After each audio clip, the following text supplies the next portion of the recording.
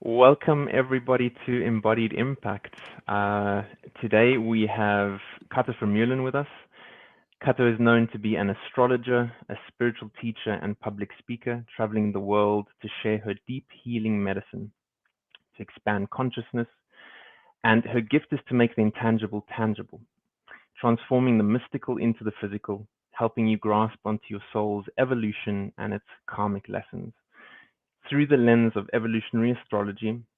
So ultimately, you can live a profound, fulfilled life and attract empowering opportunities that are in alignment with your most authentic self. I learned from Kata from one of my friends that actually interviewed you, and I've been following you ever since, especially because we're very aligned on sexuality and spirituality. And how I usually go into this, Toby, I love Toby's stance. Mine is always origin story, and I would love to know how you got into this space and what brought you to the place where you offer what you do. Beautiful. Thank you so much. I do wonder though, was your friend, who is your friend that I did a conversation David. with? David. Was David? Yeah, Yeah. okay. Oh, that's so beautiful. I love him. I love his work. Okay, so thank you for that introduction. I'm super happy to be here, so thank you for the invite. So I'm Cato. I am originally from Belgium, but I live most of the time in Cape Town in South Africa. I really feel at home there.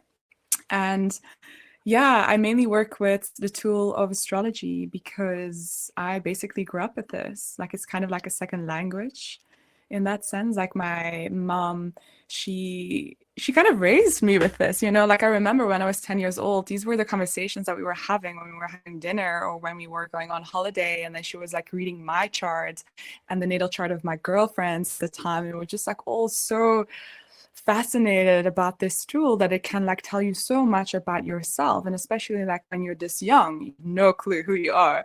And I think like some adults can still resonate with that, and they're still like, I'm clueless. I don't know who I am or like what my purpose is or like why I have been put back on this earth, right? So in that sense, these were the conversations I was having with mom, and then I decided, oh, can you still hear me? We can hear you. Oh, I lost you for a second. So what I was saying is that I started studying astrology when I was 17. I did it for several years whilst combining it with my studies at university.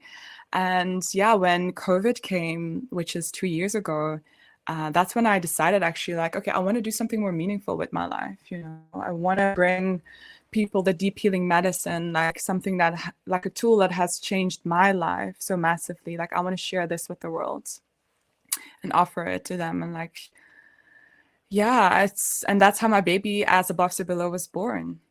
So what it basically means, As Above So Below, I don't know if you have heard of it before, but basically like whatever's happening here on earth is a reflection of what is happening in the cosmos. You know that the cosmos is never affecting you. That's very disempowering. So you can't be like, oh, I feel so depressed because it's a full moon. That's very disempowering. It's more like a reflection. It's a symbolic language, right? So, and that is basically what I do, is translating what I see in the cosmos and bring that into human language. So it becomes tangible, it becomes practical. We can start using this tool for self-empowerment. I know Toby and I are very fond of maps and things like that. So for me, I think astrology is also something super important. I already had my list of my star sign, rising sign, moon sign, sun sign. Everything falls into Virgo almost always. But in respect of sexuality, how do you find that sort of infiltrated into that space? How I combine all of those. So this is where I see myself as a dimensional woman. You know, like I'm not meant to be doing just one thing. Like I have so many passions, if not obsessions, and I really merge astrology with conscious relating, with sacred sexuality, and also non-violent communication. I merge all of those, and that is like my unique gift to the world, right? And that's what I love. You know, it's just not like one thing. So it really depends. Like this is what my spiritual teachings is about. Like this is what I do in my one-on-one reading sessions or coaching sessions, or also in my retreats. And we recently did a beautiful retreat in Amsterdam, which was called Road to Venus Retreat. And that was a combination of those elements. And the feedback that we got from people is that they're like so surprised and amazed of like it how it all can come down together, you know, it's like just one piece. It's not like separate from one another. It's all intertwined, it's all interconnected. There's not one truth out there. And I love to like have all these different layers where I build up on each other, and hopefully can bring people new insights about themselves and how they can empower themselves essentially, but also grow towards more self-acceptance, more self-awareness, and ultimately more self-love. Beautiful. Yeah. And it's interesting when you speak about astrology and then also like evolutionary astrology. So I'd be curious to hear a bit more like what's the distinction? Like where do you see new elements coming in there? Yeah, I love that question. So I work with both. So you have Western astrology. I mean, you have so many different forms of astrology, right? You also have like Vedic astrology, that's like completely different. But the difference for me, Western astrology is more like from a psychological point of view, which I also merge in my readings. But evolutionary astrology is really looking at like, where does your soul come from past lifetimes, and where is it headed towards in this lifetime? So it's more like karmic and spiritual astrology. So if you believe in karma and past life events and all of that, then this is really going to be beautiful for you. But even if you don't believe in that, I have like clients who come to me and they're just like, I don't really resonate with that. And then I'm just like, that's fine. Just like, let me explain, let me do my thing, let me translate. And then you slowly but surely see like, oh, okay, makes sense. Like I can see that. And it resonates to me on such a deep level. So I merged the psychological insights with like looking at like, what is the evolution of your soul? Like, why have you reincarnated back into this lifetime? What is your purpose? How can you find more fulfillment?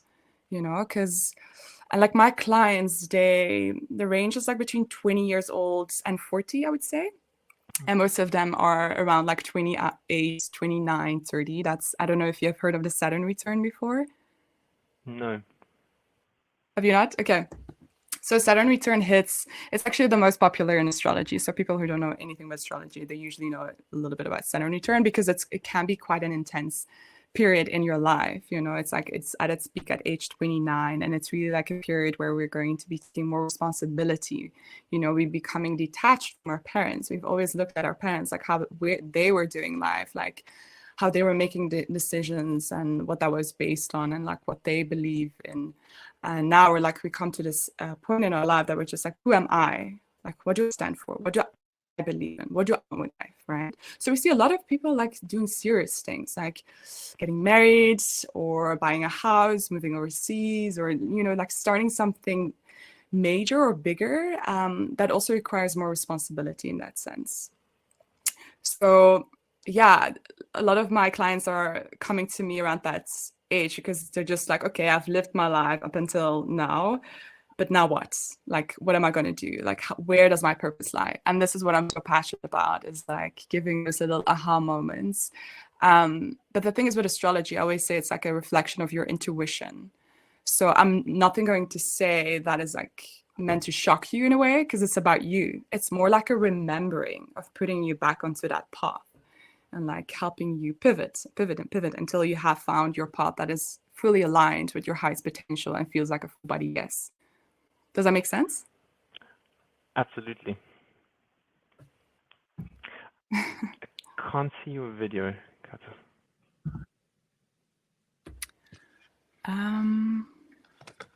Yeah, the video comes kind of like in and out. Maybe you're just bandwidth not being super amazing. Now the video is back.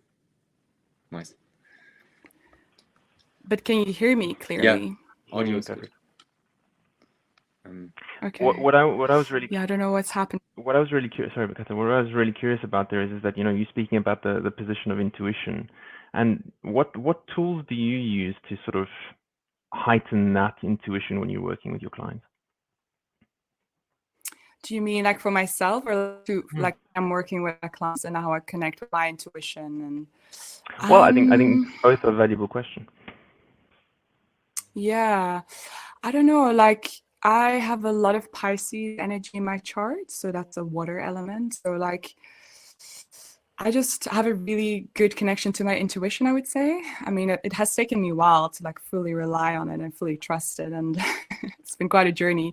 But yeah, I think that's also my gift, is like I use my knowledge and my wisdom of the star planet that with my intuition and feel into, you know, what I think that client needs in that moment. So I pick up like all the major themes, and then I just work with that. So if I see someone who might have had like a potential, just a difficult relationship with the father, and like then I zoom in onto that. So like I don't only like pick out like the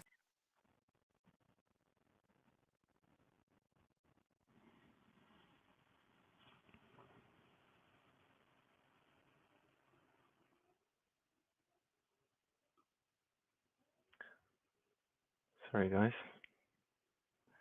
Must be a bandwidth error. It will return. Just like the Saturn returns. It's really interesting. I mean, what Cato was saying about like the age 29, I certainly see that in my own life. Lots of things have shifted at that age. Yeah, I'm just thinking about 20 to 40. It's like, well, 20 to 39. It's, you know, non-stop shifting.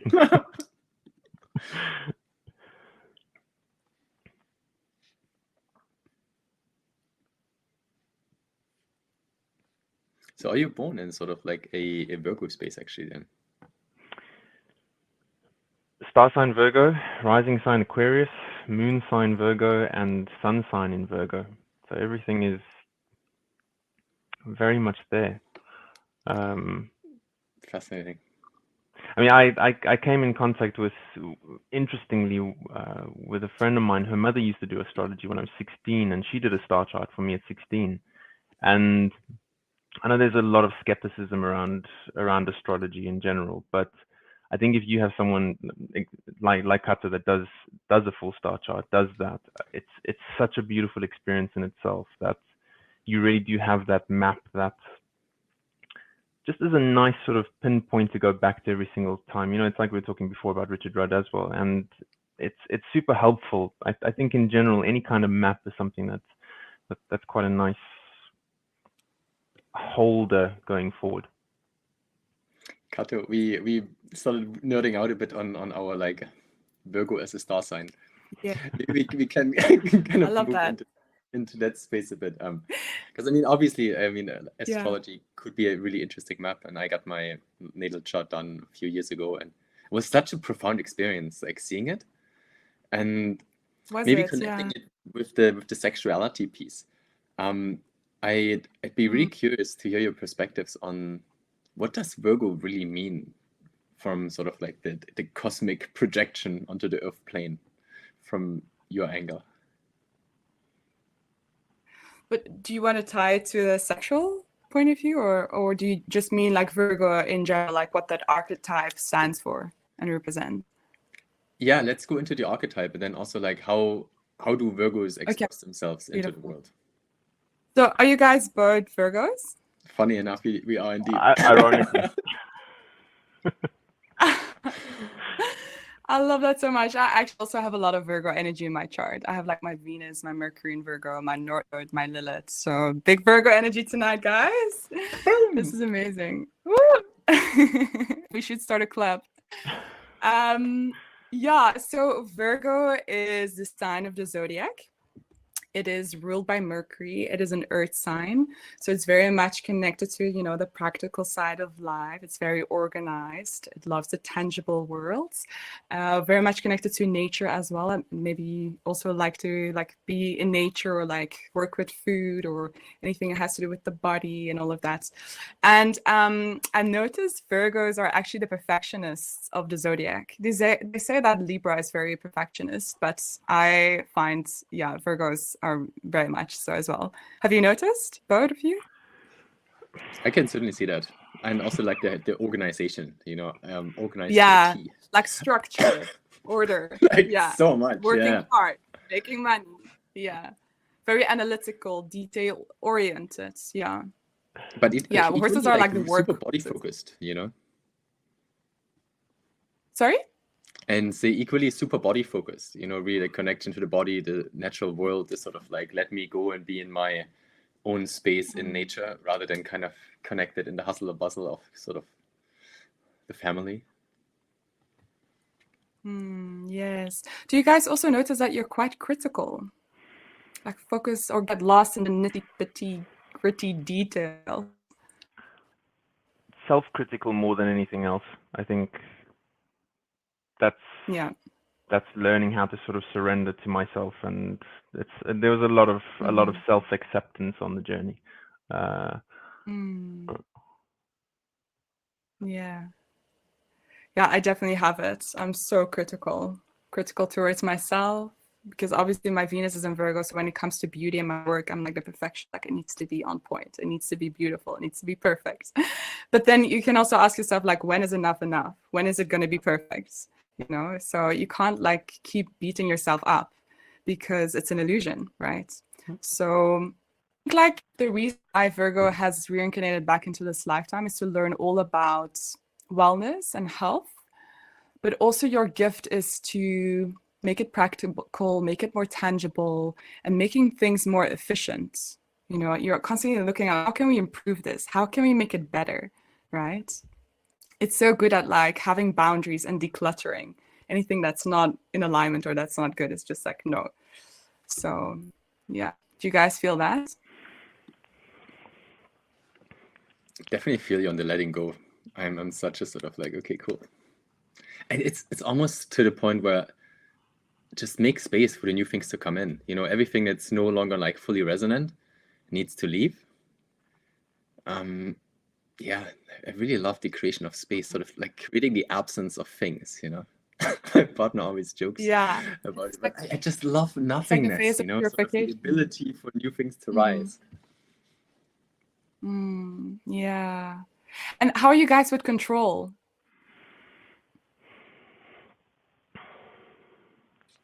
My I sigh into that, because when it comes to time is something that I'm very anal about. I'm pretty flexible with everything else, but when it comes to time management, that's something that I have to be. It's always me 15 minutes early. That whole process kind of relaxes me and allows me to sort of settle in and ground myself.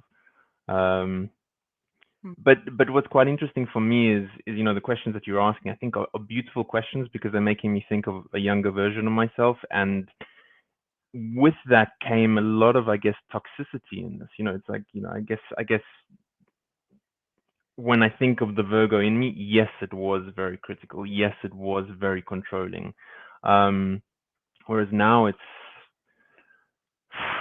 just take it in and breathe into it and really allow it to surrender and just sort of sit in that discomfort. I think it was hiding behind the mask of the Virgo to control life.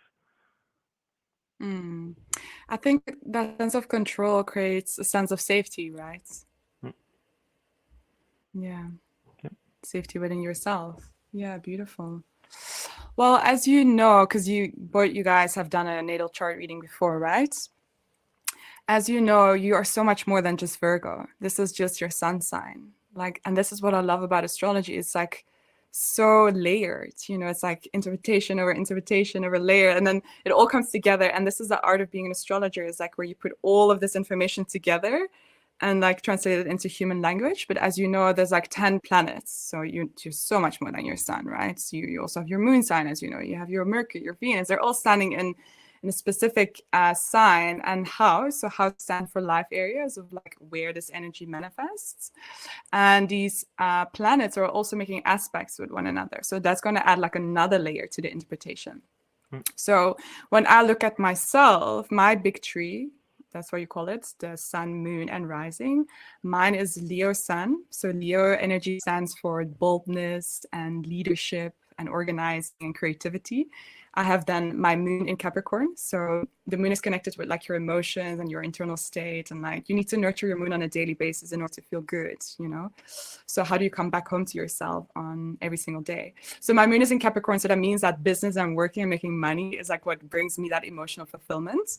And my rising is Pisces. So Pisces is very mystical and mysterious. And you can't catch like a Pisces, right? You can't catch a fish if you think of it. Like in the ocean, it's just so difficult. So I notice that with people that they sometimes like find it difficult to catch me in that sense. But I'm also just very much connected to like the divine within me and spirituality. So those would be like my 3 pillars. Like I would say creativity, business and spirituality, and that those is like are the ones that I merge, and that's like my gifts that I share. Make sense? Amazing. Yeah. And it goes on and goes on, and like with all the different planets, and yeah, so it takes me about like an hour to an hour and a half to like do a reading with a session with a client to get like the full spectrum. Yeah. Yeah, it was really interesting receiving that natal chart reading and realizing like, wow, kind of like beginning to see yourself in sort of this map. And I guess that's what I found really beautiful about it, is that, cool, now I have a map of the terrain. How do I sort of like journey through it? And I feel when we're looking at the kind of like 3 pillars that you get from your specific reading, then we're speaking kind of like empowerment. Like how do you then kind of like guide people towards like, yeah, you know, now you have these kind of pieces of information to then show up more in integrity within their lives? I think so. I see astrology as a tool for self-empowerment and yeah, for self-mastery, right? And it all starts with awareness, because awareness creates choice. And from that energy, we can start making choices on a daily basis that are actually serving us, that are in alignment with like who we are or who we are meant to be, you know, to fully like embracing, to step into that role of like, who are we? And yeah, it's just about expanding consciousness. And that's also like always what I say, and what I'm about is like, I'm here to inspire and to expand consciousness, you know. As soon as it is implanted into your consciousness, there's no way back, right? Or you can just also be ignorant. Ignorance is bliss, right? But most people that come to me, they want to grow. They feel hungry. They're like, I want more. I want to go deeper. I want to go deeper than superficial, mundane, daily things, right? And yeah, so how to integrate it? Well, that's up to them. I just share what I see. I just share whatever comes through me in that moment. And then some clients come back to me because I actually offer 2 types of readings. So the one is the natal chart reading. So this is like the first step is creating a healthy, beautiful relationship with your own unique blueprint. It all starts from there. And then the other reading that I do is like a yearly thing where I read the transits for everyone. Amazing. So transits, you can see it as trains passing by. You know, you're on the station and you see like these trains passing by, and these trains represent opportunities, right? So, but obviously with everything in astrology, I'm so big on this, but you always have free will. Like you decide what you want to manifest in your life. Like I cannot decide that for you, right? But I can tell you like, hey, there's an opportunity, there's a train passing by, and it's up to you if you want to do something with it or not.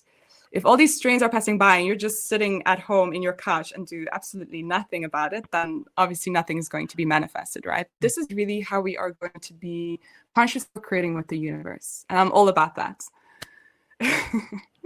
Yeah. It's just making me think about so many different things. It's, you know, the idea of conscious relationships, conscious relating. I think equally sort of a lot of the people that I encounter are desperately seeking for that other. And yeah, do you often find that that's go with no, sorry, I didn't want to interrupt. No, do you often find that there's that kind of person that presents themselves, that they're sort of desperate to want to find that one thing that is just a puzzle piece for them? Yeah, because that's me. That's how my journey started as well. That's why I'm so passionate about conscious relating, because it comes from my own suffering. So I'm just referring back to my natal chart, because I don't have your charts in front of me, but definitely send me your natal charts next time so we can have a look and dive more deeply into your charts. But just to like have to use me as an example. So when I look at my unique blueprint or my natal chart, I have my Chiron in Libra in the 7th house. So Chiron represents the wounded healer. This is actually our biggest pain point in this lifetime. And like we will be confronted with that pain like a lot through our whole lifetime, basically, right? So it's just about like, what are you going to do with that pain? Are you gonna do the shadow work and like, you know, take your responsibility, or are you just gonna pretend that it's not there? And obviously, like that voice will only get louder and louder, right? So to translate what that Karen represents in my life, Libra is the archetype that has to do with relationships, and the seventh house is also connected to relationships. So it's like a double meaning, that this is a big theme for me coming up, and that my suffering comes from that I, for a long time, I was so disconnected from myself, and like my relationships were just, I was kind of like a stepping stone, like going from one relationship to the other, not feeling fulfilled, always felt like something was missing, something was lacking, but also feeling like I cannot be alone. I cannot just be with myself. So, and then also like my father wounds that comes in as well, which you can also clearly see in my natal chart. I love my dad. Like, he's such a beautiful teacher. Like, we spoke on the phone last night for an hour, and he was actually for the first time sharing about his suffering. So slowly but surely we're getting there, but it has definitely like had an imprint on me and my path and of my wounding. And it all comes down to me that I crave so much recognition and validation. And this is also why I have reincarnated back into this lifetime as a Leo, because I came to learn all about lessons like around validating myself and not being dependent on external validation, but really learn to give that validation to myself, which is like such a massive, huge lesson, which I get confronted with on a daily basis, that I feel like, oh, I crave a recognition from someone, from that man, and I'm not getting it. And then now I'm actually like, I need to celebrate myself for coming to this point that I'm actually like, I can do self-reflection and can be like, but where am I not recognizing myself? Where am I not giving the validation to myself, right? So this is why I have decided to do intentional celibacy now. Wow. I'm going to start with 12 weeks and see how it goes. So I decided to start dating myself because I just saw, like, in my past connections and relationships, that my patterns just keep coming up for me, and it's just so frustrating. And like, conscious relating has given me so much insight, but I would not have gotten there if I didn't have that insight through my astrology natal chart, if that makes sense. So this is how I connect those two. So I coach clients now as well. It's more like the conscious relating with astrology. Those are like really like my two favorite things. And then sometimes it's sacred sexuality, but not as much. It's not my specialization, I would say, or my niche. And then also the communication that comes into it is just like so magical. Like, that tool has changed my life, and now I'm just so, I just find it so wonderful to change other people's life with these tools as well. Yeah. So yeah, that's me. That's my story. Does it resonate for you guys? 100%. And it's interesting when I hear you speak, because it's, I mean, when you say like craving recognition, it's something that I certainly had with particularly my mom as well. And then this whole seeking piece is like, wow, like, what does the seeking actually really represent? It's looking for some sort of attachment to something, whether, it's not a person, but it's maybe like a methodology. And ultimately I realized, like, man, like, none of these seeking things actually really give me what I ultimately want. It's all just sort of like waypoints. Yes. But then it's letting go of the modalities and actually just trusting the present, that everything will unfold as it shall. Absolutely. And like, even yesterday, I was like feeling so depressed. Like, I was having a mental breakdown because intentional celibacy, like, you don't do this for fun. Like, all your shit comes up. I can tell you that it has been like 1 month now, and just like coming to all these realizations of like how much I was settling for breadcrumbs in the past, giving away my body to crave like attention and, wanting to be desired, wanting to be that goddess, but like actually doing it, and I not completely, I don't want to be too hard on myself, but it's not how I aim to choose to show up now in this present moment. Like, Tantra as well has shown me how to really like treat my body more as a temple, to see myself more as sacred, like really see it as sacred, or like an energetic exchange, and like valuing myself more in that sense. I was smiling before because I did the intentional celibacy for a year, and okay. How was it for you?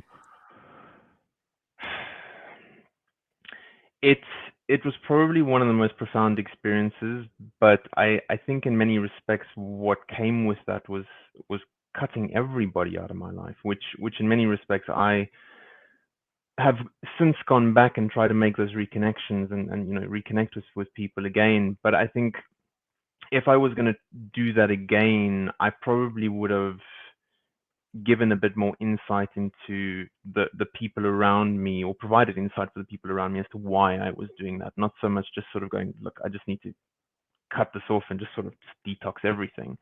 But I think what came from that was really where the biggest changes in my life actually really, I guess, occurred. So I'm super excited for you on your journey. There's going to be a lot that's coming. Yeah, like just that feeling of feeling so alone, like finally coming to this realization that there has been this void inside me that I've been filling up with like distractions. Then now, yeah, there's nothing more that I want now than to just like be my own best friend, like be my own best lover, you know, filling that void just through being myself, with myself, accepting myself, radical self-acceptance. Yeah. So I teach about this stuff, so I better walk my talk. So here I am showing up, doing the work, but it's uncomfortable as fuck. Like I've cried a couple of times this past week. And not to have like self-pity or anything, but it's definitely like wild, and it's also beautiful. I'm so like, I know that I'm going to be so grateful that I'm doing this. Like it's going to be like a little present from me to me. Yeah. I think when I think of the clients of mine that are going through something like this, and often there is a suggestion to, you know, consider it. There's so much resistance that I'm met with. It's fascinating to watch, and I wonder. I guess the question for me is that, you know, when you are met with that kind of resistance, or when this topic does come up for discussion with your clients, how do you navigate that space with them? What's your suggestion to them?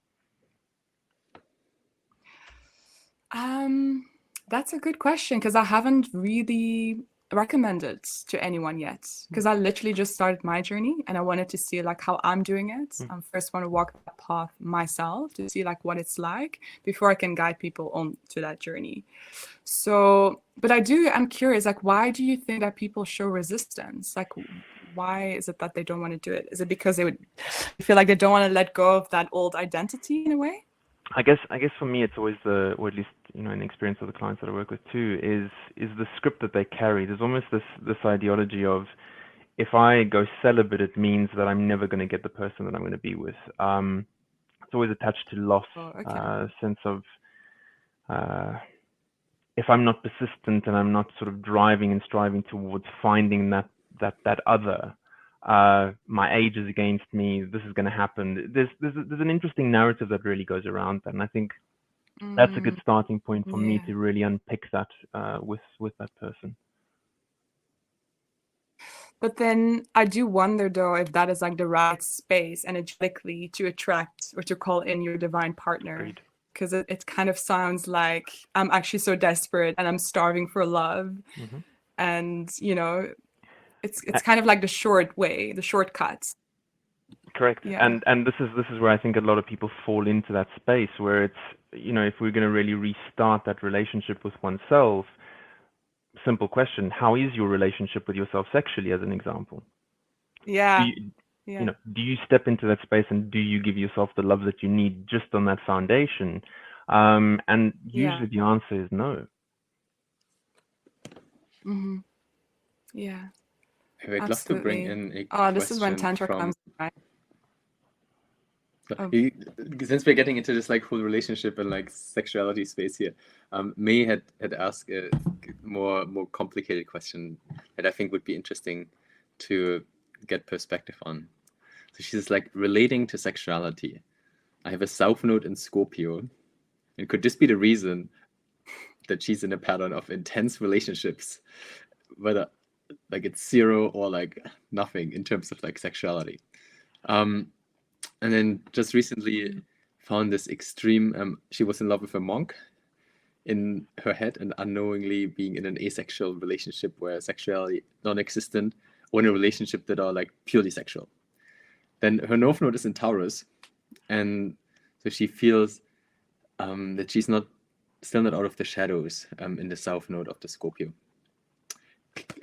Also, Mhm. Cato, if you click onto the ask a question piece, I think you can see the question as well, which may give you more Oh, perspective on being able to answer that. beautiful. Can we ask her? Can we ask her what her age is? I'm just curious. Absolutely. May, if you want to just type your age here in the chat.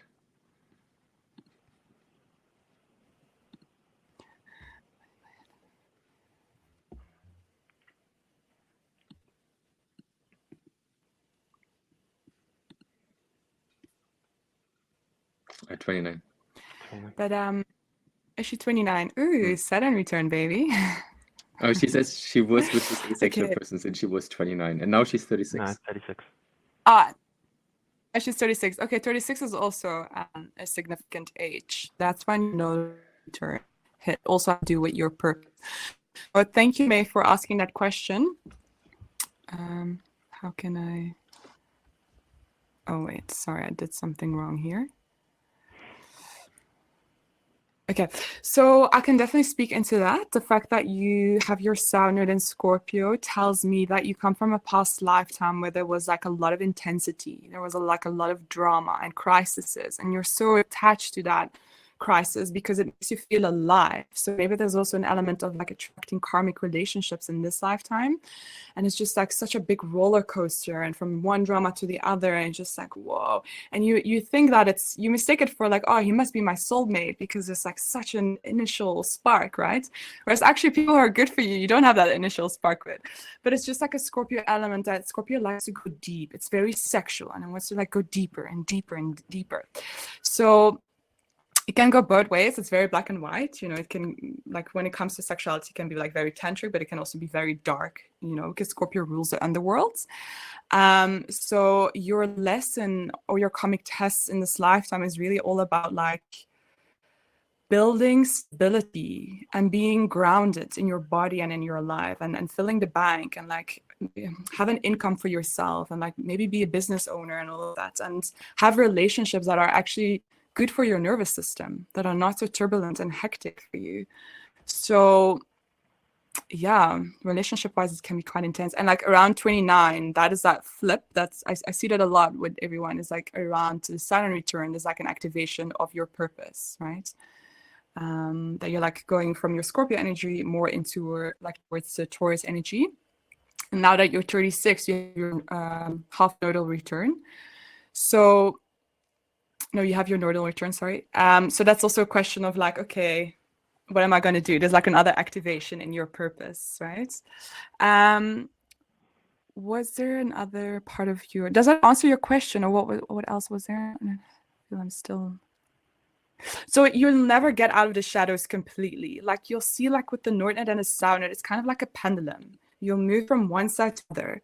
It's more about like, balance doesn't really exist, right? Because when there's balance, we're holding our breath. And when we're holding our breath, there's no life, right? So it's kind of like a pendulum, and it's more about like merging those two, working with it, rather than seeing like, oh, I have such different energies and opposite energies inside me, and like really see this as your strength. And like I said, awareness creates choice, and on a daily basis, choose your Taurus energy above your Scorpio energy, which is like that intense drama creating energy. Does that make sense, May?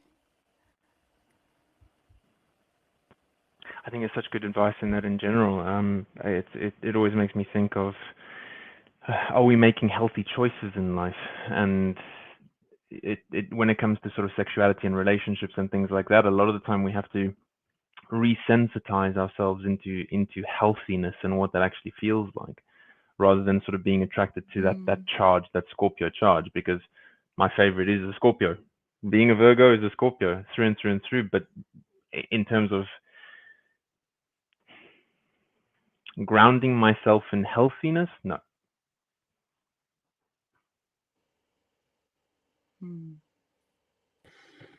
I think it's also what's coming interestingly up here with the conscious relating is it's also sort of like codependency piece in a way, where like since there was this talk earlier about wanting to fill some sort of hole through another person, but then potentially also like moving your energy into another person and becoming all kind of like fucked up and entangled instead of being okay, cool, let's everybody gets sort of like settle in themselves.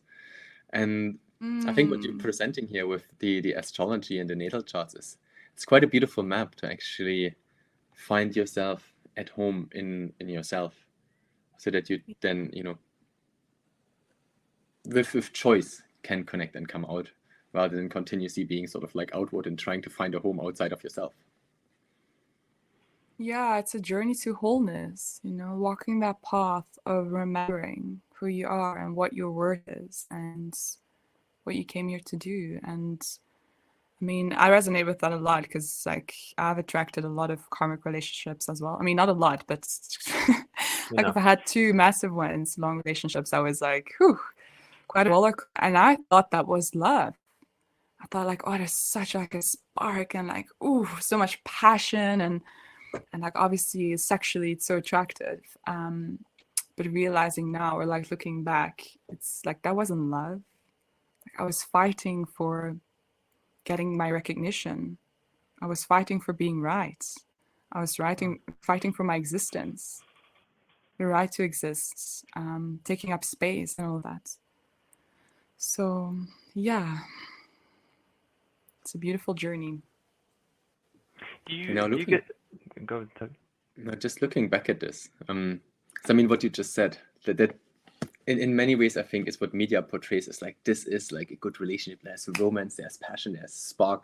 But then you having gone through this experience, like, what's your perspective now? Like, what does a healthy relationship actually look like? Well, my intention now, after my celibacy, is I'm calling in a conscious, beautiful man. Well, conscious means healthy for me, right? So conscious relationship is like where you are both stepping this container, you know, of the divine feminine, masculine, and you both decide to do the work together. So not just me by myself going to therapy and going to coaching sessions, but also my partner. Like we're in this together, like going to workshops together, going to retreats together, whatever. And we're basically nurturing each other's inner wounded childs, you know. Knowing your partner's trauma is a love language. I posted this recently on my Instagram, but yeah, I really mean this. Like knowing what your partner's limiting beliefs are, their attachment wounds, so much more. Like I find those are the conversations that I love having, you know, like on the first date. I can be quite intense. I'm just like, what's your story? Like, what's your trauma? Tell me all about it. Not to know if this person is right or not for me, which is like, I like to go deep. And so I really crave a partner that values personal growth and self-development as well. So this is like what I want, but like a healthy relationship is, yeah, conscious relating. It's your communication is also so important. Like the quality of your relationships really depends on the quality of your communication. And I noticed, like I've been studying conscious communication now for a year on and off. And I've noticed like going deeper and deeper into this matter is just how violent I communicate, and everyone, you know, we haven't learned those skills in school. And then I'm just like, why not? Like I've got a master's degree in communication sciences, and I'm just completely shocked that I went to university for 5 years, but I haven't like came across of this modality, of this framework of how to communicate consciously and in a non-violent way, not only towards myself, but also in my connection with other people. And I noticed that it will so much more intimacy and depth and connection when we learn to master this art of conscious communication. I don't know how you guys feel about this. Yeah. Agreed 100%.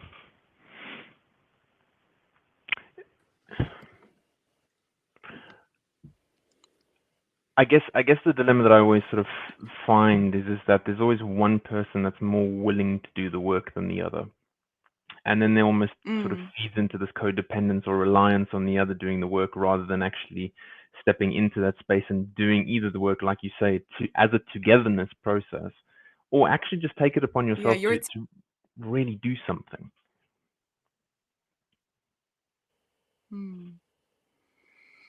Yeah, it's a tough one. I also had this in my previous partnership, and it is frustrating. So I just decided for myself, like, this is a non-negotiable for me. Like, if I'm going to call in my divine partner, this is just non-negotiable. Like, there needs to be an openness and a willingness to sit in this space with me, to have uncomfortable conversations and really go deep. Like, I want to know everything about his internal way, or like internal worlds. And I really want someone who values that. Yeah.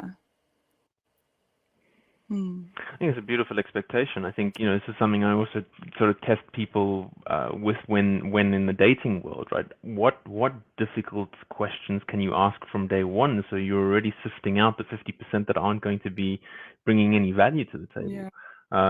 Yeah. I think it's a great expectation to have. Yeah. What I've also noticed is like doing the work, which means like doing shadow works and becoming aware of your patterns and like, like who you are and how you show up in relationships and all of that.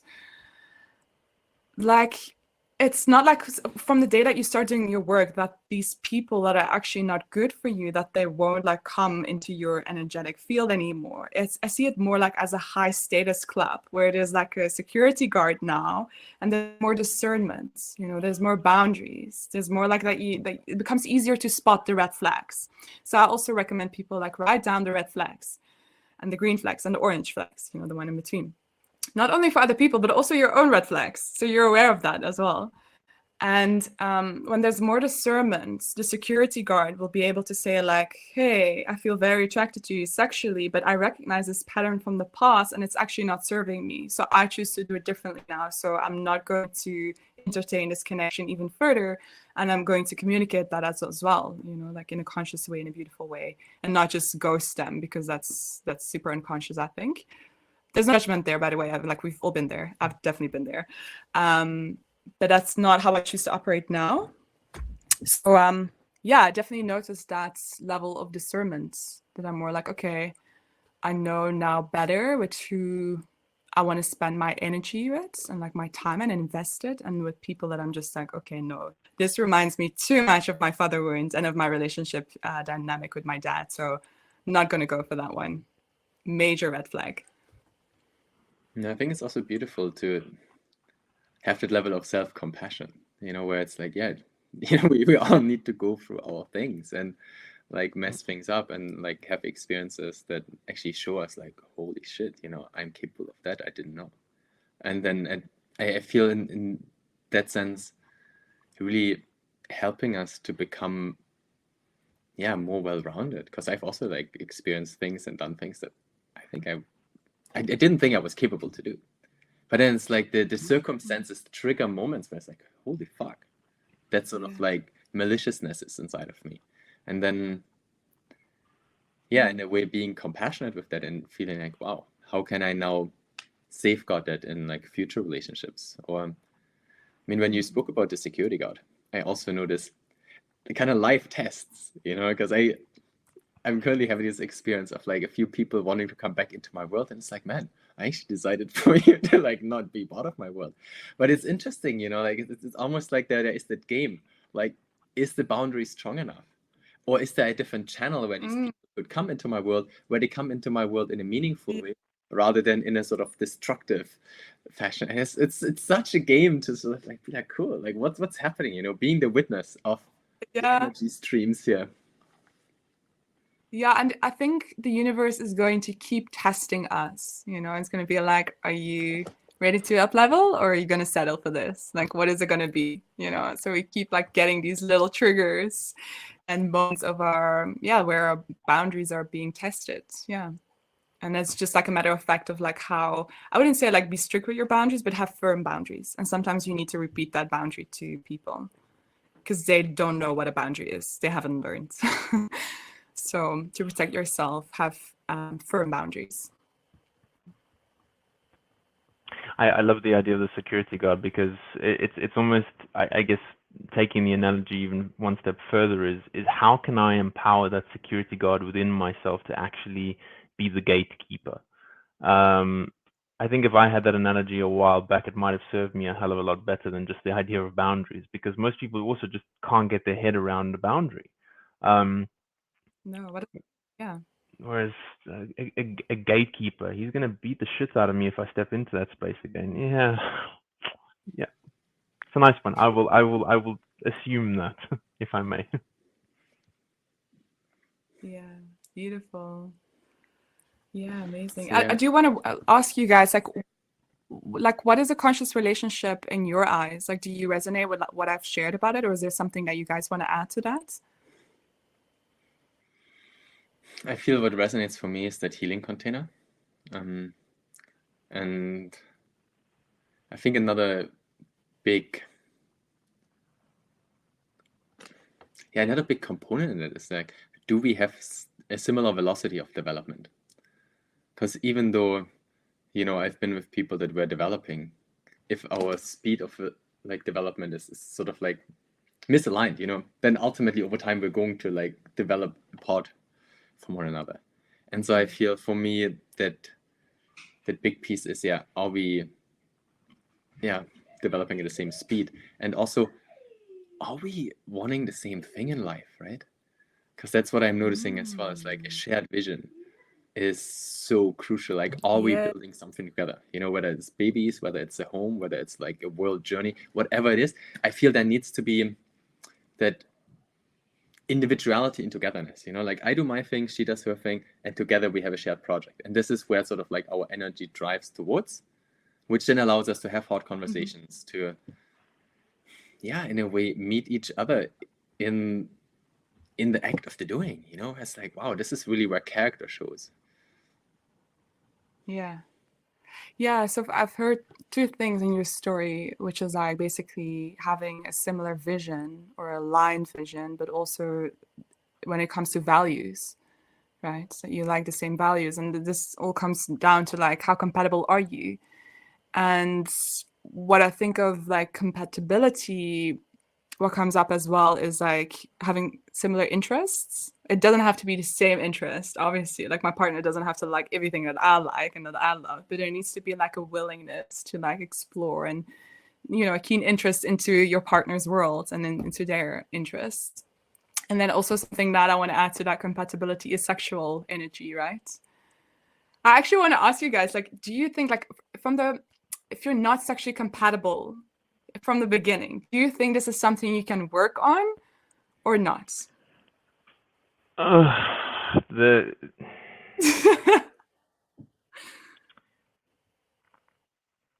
let me answer it in a different way. To answer your conscious relating question, I'm far more forgiving to my partner if I know that she helps me facilitate my freedom. If I feel free within myself in that relationship, I have a far more forgiving eye. If I don't have that sensation within me, then I become hypercritical of the things and I can really be very picky. The question to myself is, will I ever be fulfilled by one person in their entirety? Probably the answer is no. So there's a lot of work there for myself to actually get my head around that. I guess for me, it's a question of, on your scale of priorities, how important is that sexual expression for you? I think that would be the first question I would ask, because if I place that on a 1, 2, 3 level, that it's in my top 3, I know, knowing myself, that would trigger some kind of, let's call it potential resentment, let's call it potential, my ears are pricking up to something there, so that'll be a potential issue, which doesn't allow me to be completely free in my body and equally free in the relationship. I don't know if that answers your question. Mm-hmm. Yeah, beautiful. Yeah. Also giving the benefit of the doubt, which I think is also important. I do think it's important to allow a person to catch up and grow if you do see that there are other elements within that relationship that really do bring you together, and that person is different from everybody else and you feel a different kind of alignment. But I also do believe that there's a real intuitive response when it comes to sexuality. I think if that chemistry is missing, or there's something that's just out of sync, and you've tried and tried and tried, you can't force something. I think we also need to learn how to allow something to end if it needs to end. Yeah, I think So I've had this with my last relationship. I called in a really beautiful, conscious man, and like he literally was my dream man in a lot of ways. Like he ticked off my boxes. So when I was manifesting him in my old journal, when I was writing down, like, I want men to be like this, I got one important piece, and I didn't write about the sexual energy and the sexual chemistry. And when he showed up in my life, everything was so amazing, except that we didn't have sexual chemistry, because he's also dealing with like erectional dysfunction and a very low libido, and I'm like complete opposite. Like I'm like a highly sexual human being. So I was like, okay, well, this is interesting. Rather than getting frustrated about it, I saw it as an invitation for me to like explore this and to see like, okay, what are the options? Like, how can we build up that chemistry even more? And I think it also comes down to that, like that dance of like creating sexual polarity, you know, working more with the masculine and the feminine energies. And I'm very feminine, but like in my work, I'm very masculine as well. And like when I had a long day of working, I'm like so guarded, like I'm so much like in my structure and organization and like clarity, and like I'm a go-getter. I'm so ambitious, right? But like in my relationship, it wasn't really serving me and or him. So I had to find ways to drop more into my feminine so he could like step into his masculine more. You know, it's kind of like a dance. Like it's not just me doing the work, it's like together. And like sometimes I'm more in my masculine, sometimes I'm more in my feminine. It's really like a dance in that sense, right? And I've noticed that that has helped us along the way to create chemistry a little bit more. Yeah. And then another piece to that I want to add is communication. It's so uncomfortable, but so necessary. Again, just like talking about your desires, about your boundaries, about your fears, about your kinks, about whatever it is that you want or that you don't want. And that has brought us like so much closer to each other. And just doing like relationship check-ins every single month. Yeah, that was really beautiful. And it was never perfect. That's also the reason why we broke up, because I noticed that like when there's not like that intense sexuality or like no sexuality, then that's more like a friendship rather than a partnership. So that's why we parted ways. But he's still like a beautiful man. I've learned so much about that. That was like my first conscious relationship. I think So that was really beautiful. There's so much that you're pointing out there that is vital when it comes to choosing that partner. But I think the one thing that really sticks out most for me is knowing where your limitations are. It's fundamentally, what are you willing to accept and what are you willing to surrender to. I always have this, I guess, 30% rule in my head when it comes to sexuality, because if I'm very highly charged, let's say I'm charged at 100 and my partner's at 50, the kind of expectation needs to be, she needs to come up 30%, I need to drop 30%. So at least we find a sweet spot where it's, you know, good for both of us, rather than, hey, I need you up at 100% with me right now. And then that in itself creates a different kind of resentment or dislike, or, you know. Yeah. I feel also when we come to like the sexual power, like I think that's actually what really draws the togetherness. You know, vision and values, it's all nice. I think it creates a longevity, but it's almost, I think, like a sexual act is really an act of like mutual annihilation to kind of be together, reborn in a way. And I feel it's in a way that force it like needs to like clash things together. And if there's no force, man, you know, like you come together, but like, nothing happens. You know, it's just like I feel that's really where like sexual power comes in for me. Yeah. No, definitely there needs to be that attraction that was there with my partner, with my ex-partner, for sure. But just sexually, like what I liked was different than what we liked, and like how to find like a common ground in that. And yeah, communication. Communicate. But I don't have the perfect answer. I don't think anyone is an expert in conscious relating. Like we're all students, and I just love sharing of like what has inspired me and like where I'm at on my journey, and maybe that can inspire other people also in a different way, and start delving more deeply into this realm. Yeah. I think that's so beautiful. And I think, you know, for all the listeners today and the listeners that are going to be listening further, I'm sure you're inspiring them every single day. I mean, for me, I'm super inspired.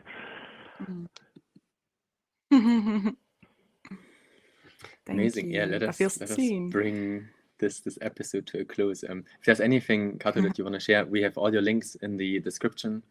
If there's anything that you want to invite people to, please do. If there's any parting words of wisdom that you want to share. I think I'm out of wisdom now. I've shared all of it. There's nothing left. But yeah, if anyone who's listening wants to get a reading with me, that would be so lovely. Like, I'd love to connect with people more deeply in one-on-one sessions. I do everything on Zoom. And so if you're curious about finding out more about your purpose, about your astrology chart, what's in the stars and the cosmos for you, but also like maybe have a look at like what the next coming months will bring for you, and like how you can start consciously co-creating with the universe. And then I just like combine that with conscious communication, the tantra, and conscious relating, whatever you'd prefer, what your needs or requests are. So yeah, I feel super honored to have been here today with you guys. It has been such a beautiful conversation, very heart opening. And yeah, thank you so much. Cato, thank you from my side, Toby's side. Amazing to have you here with us. Thanks so much, beautiful humans. Have an amazing rest of your week. If you want to continue the conversation, join the community and we can bounce ideas back and forth to go deeper in this. Lots of love, Cato. Thank you. Be well. See you all soon. Bye-bye. Bye, guys.